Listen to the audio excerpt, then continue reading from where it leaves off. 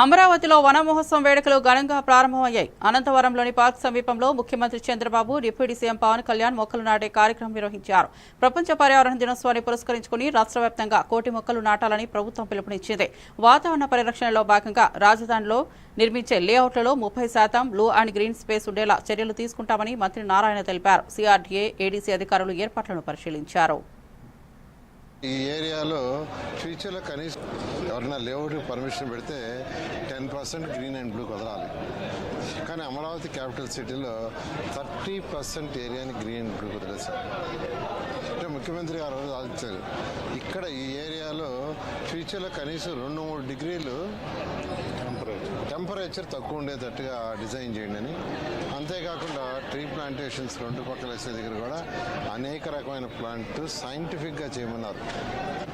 Japanese కన్సల్టెంట్ను contact చేసి వాళ్ళు ఎలా చేస్తున్నారో దానికంటే బెటర్గా చేయమన్నారు.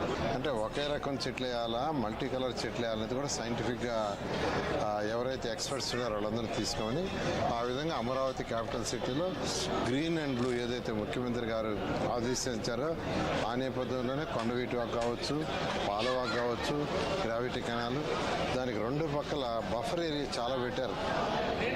ఆ ఏరియాలో మొత్తం గ్రీనరీ డెవలప్ చేయమన్నారు. ఆ విధంగా ఖచ్చితంగా ఈ సిటీని వన్ ఆఫ్ ది బెస్ట్